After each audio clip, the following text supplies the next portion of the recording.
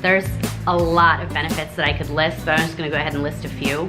Number one, there's no need to, and this is in no particular order, okay? There's no need to pack a bag, no hospital bag to pack. You don't have to deal with a car ride where you're experiencing contractions. The kind of contractions that I was experiencing there with Jeff around, I was so happy to be able to just be in that space where I could be on all fours if I needed to, leaning up against something. I've had to deal with contractions in a car before, and it is the most dangerous car ride of your life. Not having to be monitored remotely. I know that some people think that there's a huge benefit in that. What they used to have for these hospital births was they were called labor delivery nurses. And it was a nurse who would come in and literally sit with you in the room and just monitor you. Now, I don't know if that's a budget issue. So that's something that I never really liked about hospital births either, was I just felt all the time like I needed to move my body. And when you are hooked up and you've got needles in your arm, you can't. You kind of even resist the urge to bend in a certain position to be able to push a baby and labor the way you want to labor. So you're stuck on your back, and I feel like all sorts of complications happen when you're on your back. You have to get into these animalistic positions. It's how women were designed to give birth. When you're going through labor as a woman, even if you have this whole birth plan set up, I mean, a lot of things go out the window at that point. Your mind is focused on 100 other things. You really just want to get the baby out safely, and then there's the pain. So I feel like even with my first birth, obviously I just went with whatever the hospital suggested. My second birth, I had already made it to 7 with my son, 7 centimeters with Sebastian. I should have just kept going. But because I was at the hospital, I had a nurse in the room who knew that I wanted to try natural, but she went up to me and she just, with the pain I was going through, just puts her hand on me and just, I'm sure she meant well, but she said, honey, you don't have to do this to yourself. You don't have to go through this pain. We could get the anesthesiologist up here and get your epidural in so you could be pain-free. You could, you could be relieved of the pain and actually rest. So of course she says this to me, and you're vulnerable going through labor, and so I just agreed to it. I really regret that I agreed to it, because there's so many risks and side effects that do come with the epidural, and the just exhaustion you feel afterwards, and the recovery is longer. So having the birth at home, I didn't have to deal with that. I didn't have that option. If you have a midwife or a doula, and a midwife and a doula that are present there, they are looking at you and they are reminding you that you can do this. They're reminding you of the birth plan that you wanted. So even at your peak of pain, they're telling you, you can do this. You need to get into a place in your mind. I mean, that's what I needed. So also you're able to open up the windows and breathe in fresh air if you wanted to. You're not in a hospital room. The mom and the baby are not going to be exposed to serious infections and germs like you would be at a hospital.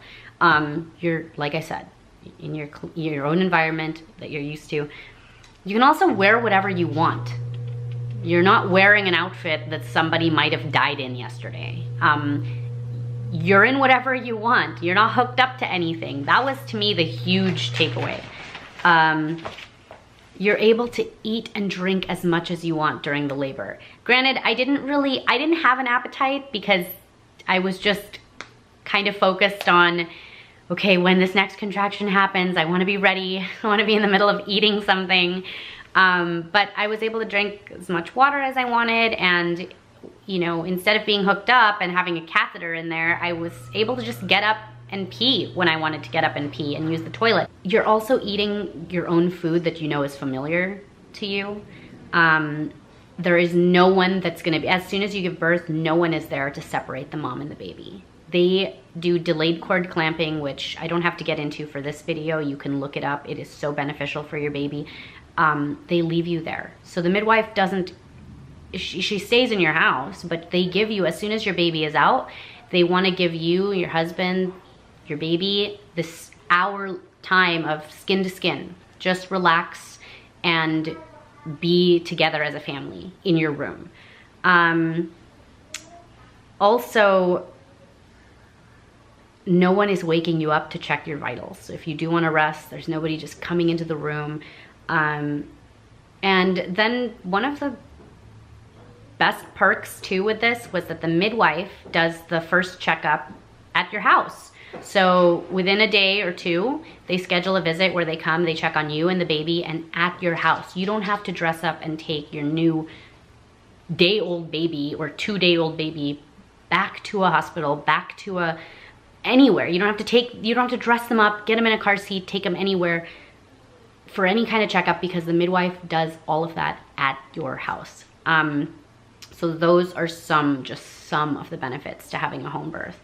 We did have plan B. I mean, we knew that if there was something that was gonna go wrong, then we would have a way to get to the hospital quickly. And then the tub rental, there's companies that do that, or you usually get referred through the midwife for what tub rental company to use. Just make sure you give yourself a lot of time. In a birthing tub, it's padded. The temperature is regulated, so it's at a constant, was it 100? Yeah, it's at a constant 100 degrees, the temperature. And you know what? For the few $100s to have the birth tub there, the convenience of the setup and takedown, they come over and they do the cleanup. I mean, I couldn't imagine having to deal with having a baby and then cleaning up after having the baby. So it was just really nice that the same company comes back in. You just let them know after you've had the baby, and give them a few hours to at least get back to your house, because they have probably other deliveries to make that day. And when they come back, it's just very... Like, they literally clean it up and they wipe everything down. Like, the process was just so smooth. She just came in and was there for another 45 minutes and took everything out and down. It was like it didn't happen. It's like a dream, because I was sleeping, and when I woke up, it was all gone, except for the baby on my chest. Yes, so that was, for me, I just feel like that's a no-brainer. If you're gonna do a water birth, get the tub. Juices, make sure to have some sort of juice or something with sugar for your significant other, your spouse, because they're gonna need it. And then maybe have some of their favorite foods. For afterwards. Yeah, for afterwards, yeah. For sure.